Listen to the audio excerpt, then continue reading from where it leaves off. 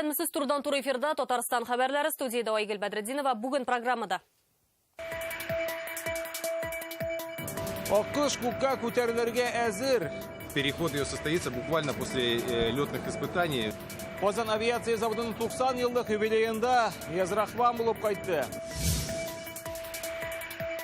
Фатирларын 5 елдан артык көтәләр. Хаман юк. Булмыйда, по-моему, инде монда. Ни өчен Әлмәттәге Көнбатыш капкалары микрорайонында халык түләгән милкенә хуҗа була алмый? Айгөл Бәдретдинова репортажында. Казан үзәгендә урнашкан кафеларның берсендә лицензиясыз алкоголь эчемлекләр сатылган. Алкогольный продукт получается выставлен. Гос алкоголь инспекторлары бүген хокук бузучыларны тотты. Рейдта Шулпан Касымов да булды. Аккышларның һавага күтәрелер чагы. Казанның Горбунов исемендәге авиация заводы 90 еллык юбилеен яңа очкыч белән каршылый. 25 елга сузылган торгынлыктан соң дошманнарны куркуга сала, төзүчеләрне горурландыра торган заманча Ту-160 М2 очкычы әзер.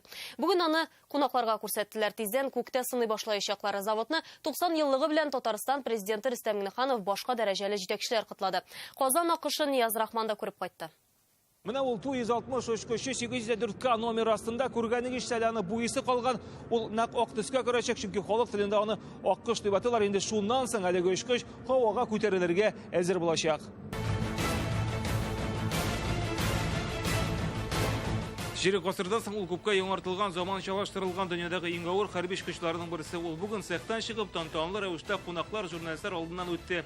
Ту-160-ны икенче буны сафка бастыру бурычын 2 еллык Владимир Путин куя. Аккыш инде узакламый һавага күтәреләчәк. Буквально в начале следующего года машина. Инде узакламый ул һавага күтәрелергә тиеш. Очулар киләсе елның февраль айына планлаштырылган. Недочеты, которые были на первом вот этом самолете, устранить. Александр Лукаянов яңа очкычка жан өрүчеләрнең берсе 5-нче разрядлы электромонтер заводта 7 ел эшли. Монда мөмкинлек булгач, җиңсезганып тотындык ди. Мы носим вклад в обороноспособность страны. Без илнең оборона тотрыклыгына зур өлеш кертәбез, хәтта кичкенә җайланмалар эшләп тә. Оннан башка очкыч һавага күтәрелә алмас иде. Ветераннар хакында да онытмыйлар заводта, чөнки авыр вакытларда алар зур терәк була. Мәхмүт Аби Хәбиров биредә 61 ел хезмәт куя. Буга диеш кенә түгел, тормыш мәктәбе ди ул. Завод миңа булышты, даже нигә тормышка да булышты. Шуңа күрә монда әдәпле бик завод. Тәүше карыйлар ие, әдәпле кешеләрне итәләр. Теге нарушительләр, как говорится, бузык кешеләрне итмиләр.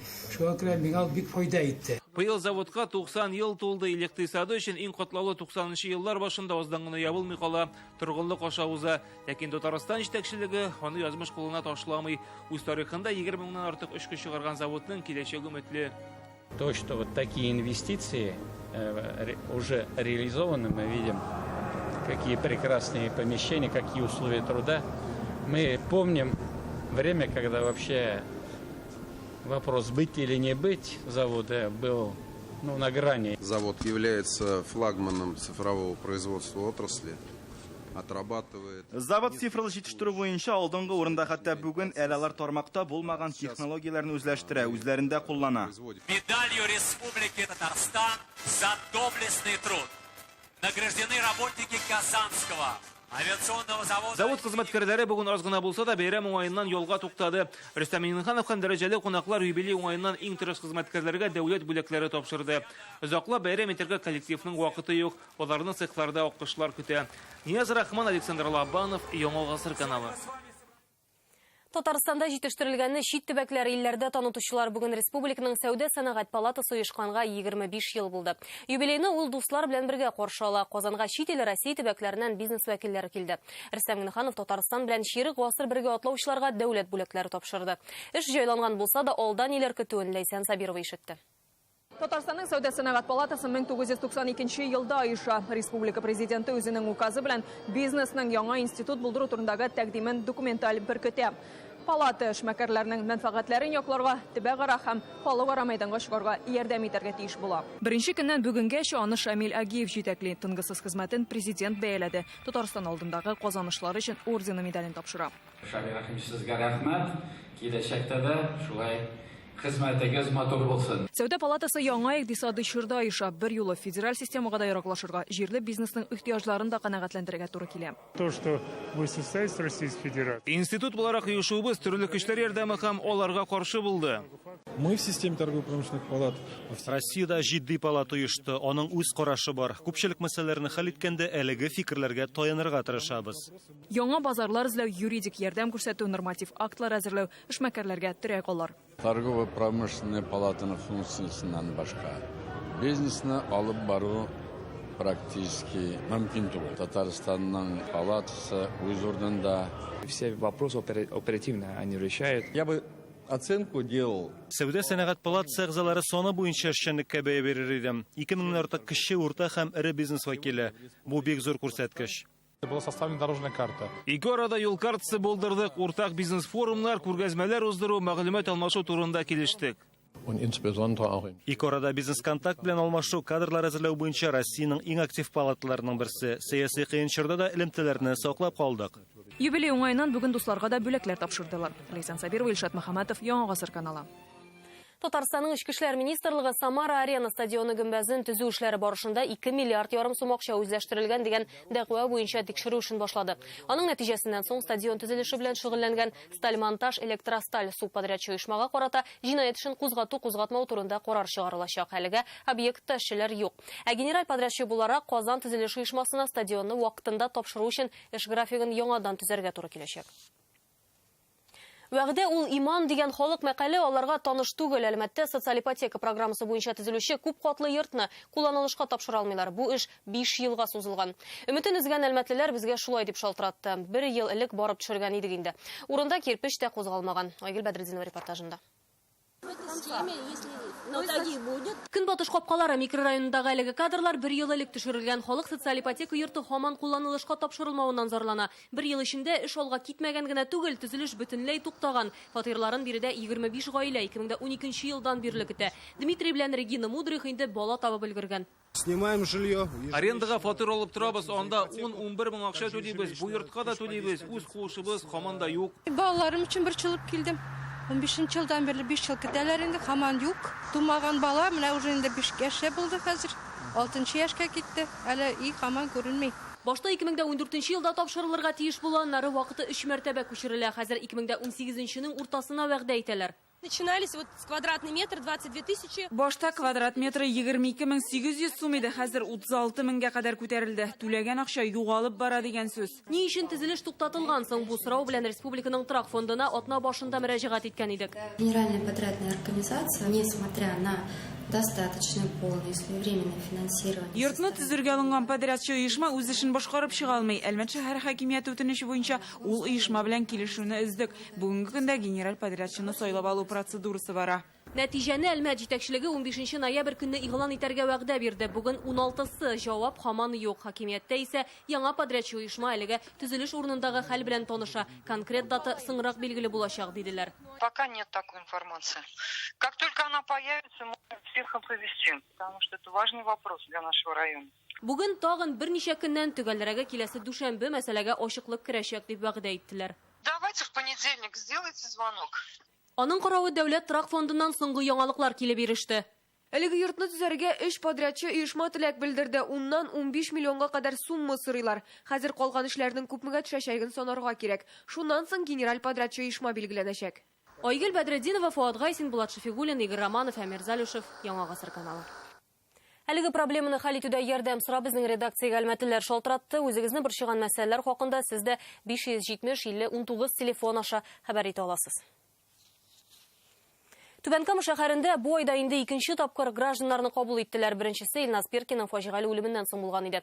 Исегезгә төшерәбез, үз-үзенә кул салган егет полиция хезмәткәрләренең газаплавы турында видео язма калдыра. Бүген исә Түбәнкама халкын Россия тикшерү комитетының Татарстандагы идарәсе җитәкчесе урынбасары Владимир Циома һәм Татарстанның кеше хокуклары буенча вәкаләтле вәкиле Сәрия Сабурская кабул итте. Очрашуга 30дан артык кеше язылган, ләкин килүчеләр күбрәк була, алар үз чираты җиткәнен көтә. Лицензияләре юк, шулай да саталар. Ел башыннан дәүләт алкоголь инспекциясе хезмәткәрләре сәүдә туклану үзәкләре буенча рейдлар үткәргән һәм 86 хокук бозу очрагы ачыкланган. Чагыштыру өчен узган ел булсан 69 булган. Исерткеч эчемлекләр белән сату итүчеләрне зур штрафлар да, җинаять эше кузгатуларда куркытмый күрәсең. Бүген инспекторлар кабат рейдка чыкты. Алар Казан үзәгендә урнашкан кафены тикшерделәр. Рейдта Чулпан Касыймова да катнашты. Камера күрү белән кафе хезмәткәрләре качып бетте. Кемнең кем икәнен ачыклау өчен официантлардан сорашырга туры килә. Если честно, я не знаю, потому что стажер. Официантлар да бер нәрсә белмибез дип җавап кайтара. Үзен башта кунак дип таныштырган әлеге кеше кем беләндер телефоннан сөйләшеп әрле-бирле чабып йөри. Комментарий бирүдән дә баш тартты. Ә биредәге бар спиртлы эчемлекләр белән тулган. Менюда да алар ачык күрсәтелгән. Документы на алкогольную продукцию и лицензию на розничную продажу алкогольной продукции. Она у вас имеется? Нет. Инспекторлар исерткеч эчемлекләрнең документларын тикшерә, күбесенең юк икәне ачыклана. Әлеге алкоголь эчемлекләре законсыз рәвештә сатылган, аларның лицензияләре юк. Госалкоголь инспекторлары бүген аларны сатудан ала һәм инде алга таба эш судка тапшырылачак. Бу очракта инспекторлар бер көтмә төзи. 3 миллион на организацию и 500 мең директорның организациясына. Шуннан соң, если алкогольную продукцию без изъяли больше 100 литров, если мы изъяли алкогольную продукцию больше на сумму, чем ЕЗМНГ, то получается на данной организации будет составляться уголовное дело. Рейд башланганда кафеда утыручыларга да инспекторлар сатып алган шарапларны ичмәскә киңәш итте. Чөнки еш кына лицензиясез сәүдә алып барылучы урыннарда хезмәткәрләр бушаган шешәгә башка эчемлекләр сала. Ул сыйфатсыз булырга, сәламәтлеккә дә зыян китергә мөмкин.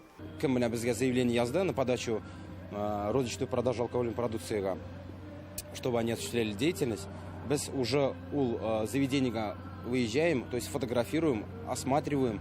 Шуннан соң без уже берәбез аларга лицензия. А бу заведение безгә ни документы, никакие заявления не подавало. Исерткеч эчемлекләрне законсыз саткан урыннарны ачыклау өчен күпмедер вакыт кирәк. Үз гомеренә куркыныч астына куймас өчен сәүдә ноктасына килгән һәркем аларның лицензиясе бармы юкмы икәнлеге белән кызыксынырга тиеш дип белгечләр.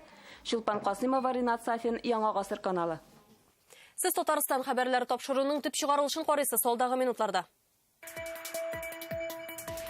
Татарстанда һәр 4-нче җинаятьне участок полициясе ачыклый. Совершен грабеж на сумму больше 6 тысяч. Руслан Хуснутдинов репортажы. Татарстан спортчылары ушу буенча дөнья чемпионатында ничә медаль яулады.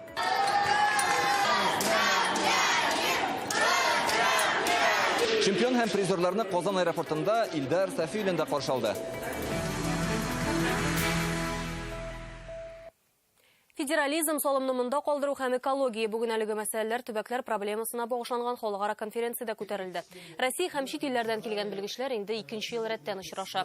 Фәрит Мөхәммәтшин аларга Татарстанның тоткан юлы хакында сөйләде. 90нчы елларда мөстәкыйльлек юлына баскан республика үзен үзе аклады. Бүген ул зуррак максатлар куя һәм көндәшлеккә сәләтле булуын югалтырга теләми ди ул. Фәнни җыен 2 көн дәвам итә. У нас очень амбициозная задача.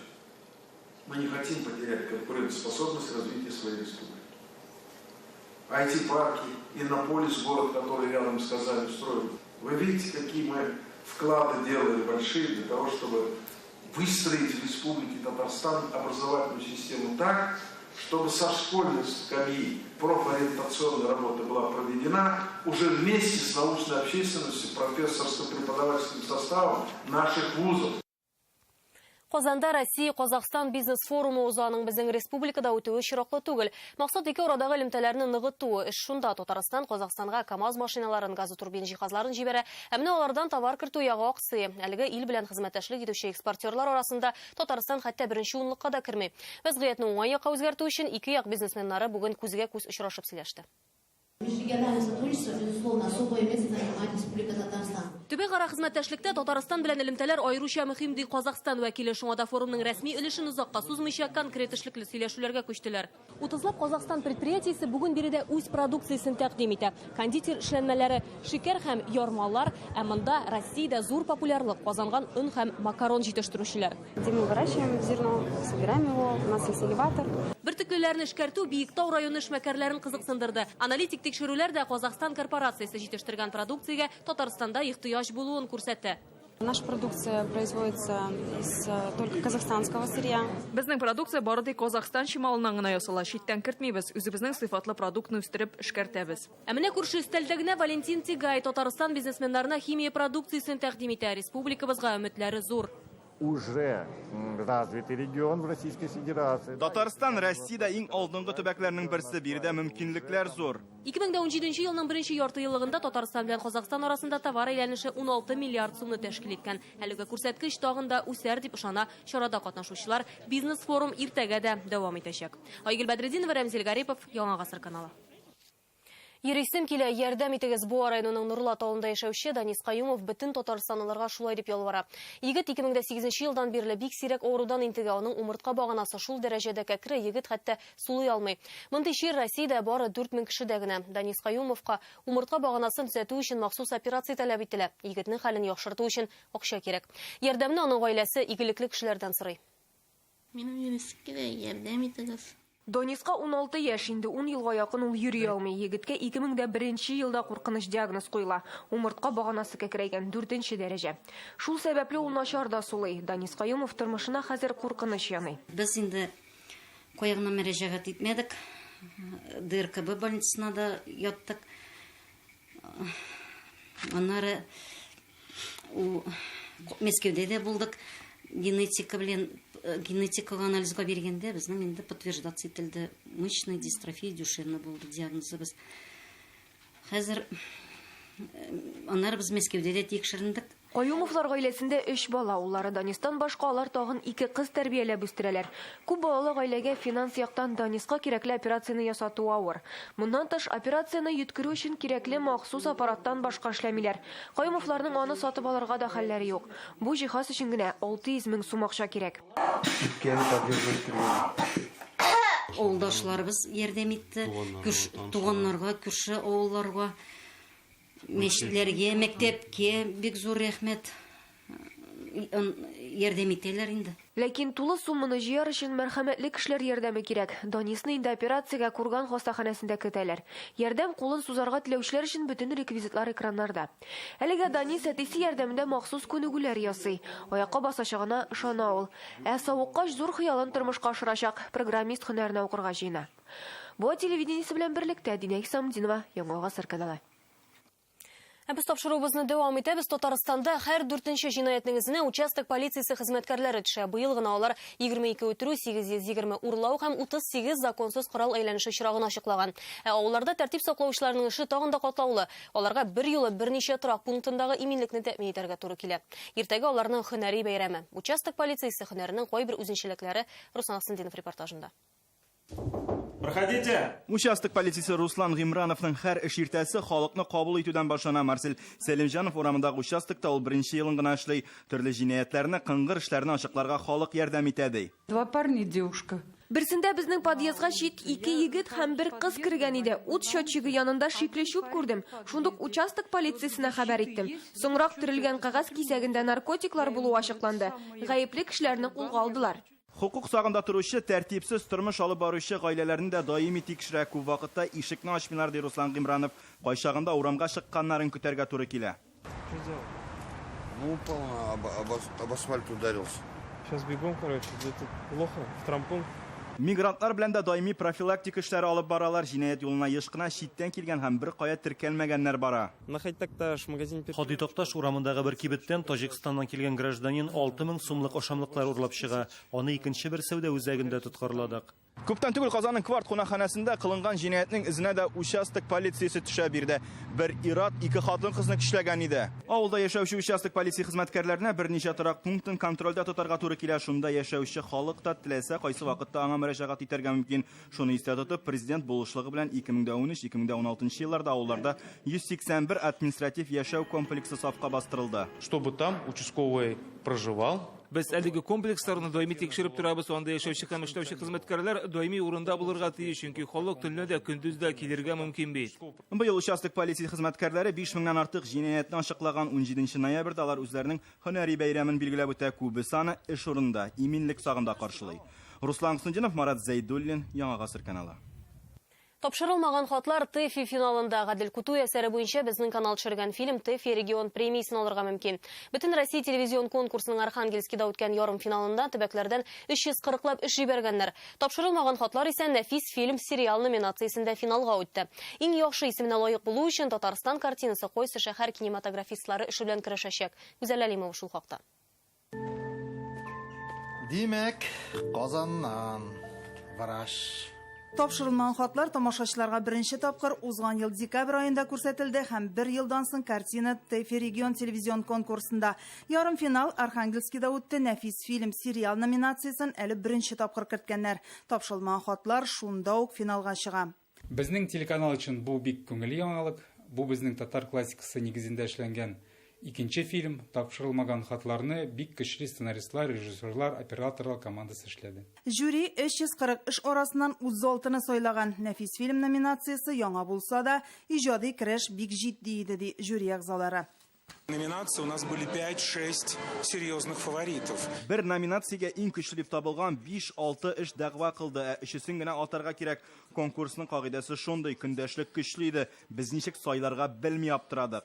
Тапшырылмаган хатларны төшерү җиңелләрдән булмый. 3 айга сузыла. Фильмны тулысынча эшләргә ярты елла вакыт киткән. Кинода 50дән артык артист катнаша. Төп герой Галиянең 20 елны үз эченә алган тормышын күрсәтәләр. Әлеге рольне Камал театрыннан Гүзәл Севгатуллина башкара. На данный момент на лучшую камеру. Без Казанда әлегә иң яхшы камерага төшердек. Бу Red Epic төрле трюкларны төшерү өчен 3 күчәрле стабилизатор кулланылды. Тавыш язырганда да иң яхшы җиһазлардан файдаландык. Нәфис фильм сериал номинациясында Татарстан картинасыннан тыш финалга Төмән һәм Уфа кинематографистлары эшләре дә үтте. Җиңү бәйрәме уңаеннан төшелгән «Случайный вальс» музыкаль фильмы һәм Тамыр телеканалының «Умырзая» фильмы. ТЭФИ регионның финалы 1-4 декабрьдә Төмәндә үтәчәк. Тапшырылмаган хатларга премия тапшырылырмы, шунда билгеле була. ТНВ каналының бер бронзасыны бар инде. Аңа 2009 елда күчтәнәч программасы лаек булган иде. Кыйммәтле бүләкләр сакланучы шкафта урын күбәле. Гүзәл Әлимова, Данил Филатов, Яңа гасыр каналы. Әлеге сәгатькә шундый мәгълүмат, спорт яңалыкларын минем коллегам Илдар Сафиуллин җиткерер. Илдар, хәерле кич. Хәерле кич, Айгөл. Белгәнемчә, безнең хоккейчыларыбызга уңыш елмая башлады. Безнең Акбарс командасы кунакта уйнау сериясендә ниһаять уңышсыз сериядан чыкты. Иртәгә чираттагы уеннар Мәскәүдә үткәрәчәк. Алар өчен шулай ук бергәләп җан атабыз. Спорттагы бу һәм башка яңалыклар турында кыскана рекламадан соң бездән аерылмагыз.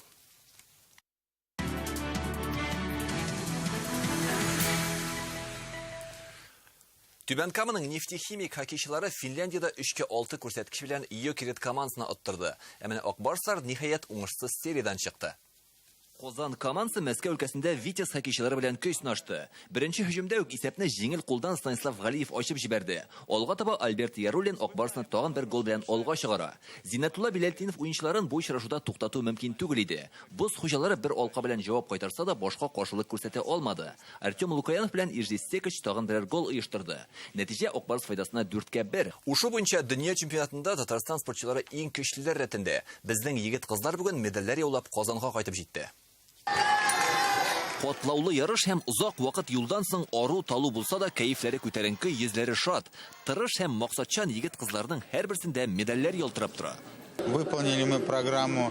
Без куелган максатны тулысынча үтәп чыктык дияргә мөмкин. Тарихта беренче тапкыр илнең җыелма командасына Татарстаннан 6 спортчы эләкте һәм барыбыз да призлы урыннар яулады. Чемпионат мира прошел превосходно. Дөнья чемпионаты бик югары дәрәҗәдә үтте. Беребез дә медальләрсез кайтмадык. Көндәшлек көчле булды. Ярыш узган шәһәр дә бик матур, безгә ошады. Завоевали 6 медалей. Татарстанның 6 спортчысы 6 медаль яулап кайтты. 4 алтын һәм 2 көмеш. Камила Имангулова өчен бу уңыш бик тә истәлекле вакыйга. 4 ел ушу белән шөгыльләнү дәверендә беренче тапкыр кунг-фу буенча дөнья чемпионатында катнашып, көмеш һәм бронз медальләр яулап кайтты. Меня бик ошады. Конкуренция бик көчле булды. Мы как родители очень волновались за нее. Без ата-аналар бик борчылып тордык. Безнең Камилла өчен бу бит беренче чемпионат. Тагын прайдан ушу буенча Казан беренчелеге башлана.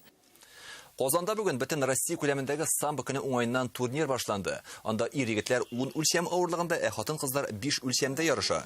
200 артык катнашчы җыелган. Әлегә менә шундый яңалыклар иде. Игътибарыгыз өчен рәхмәт. Исән сау булыгыз.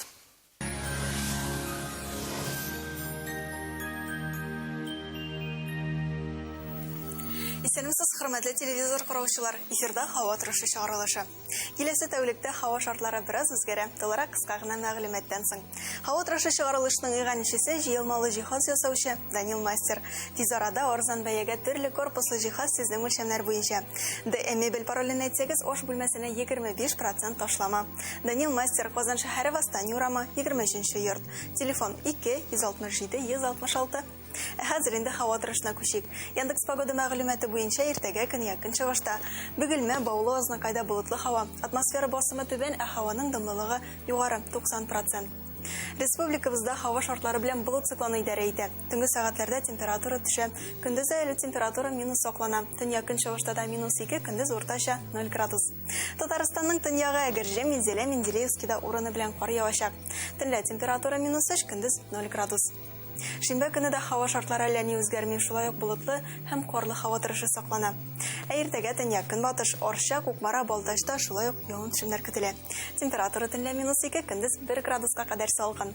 Көньяк көнбатыш, Болгар, Буа, Чүпрәледә болытлы һава. Секундына 5 метр тизлектә җил көньяктан. Татарстанның үзәк районнары Чистай, Нырлат, Аксубайда болытлы һәм карлы һава торышы көтелә. Температурага килгәндә төнлә -2, көндез 0 градус. Урамда нинди генә һава торышы хөкем сөрсә дә, күңелдә һәрвакыт язлар гына калфатланып торсын. Шулай ук сезнең игътибарыгызга тагын бер файдалы мәгълүмат.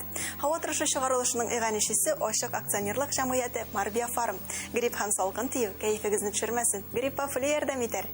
Гриппофлю. При насморке, лихорадке, ознобе. Гриппофлю. Скорая помощь от простуды и гриппа. Гриппофлю. Умеренная цена. Солидная выгода на автомобили ГАЗ. До 340 тысяч рублей только в ноябре. Автоцентр ГАЗ Луидор, Казань. Звоните 288 87 78. Предложение не является публичной офертой. ГАЗ автомобильнең Татарстандагы рәсми дилеры Луидор Казан автоүзәге.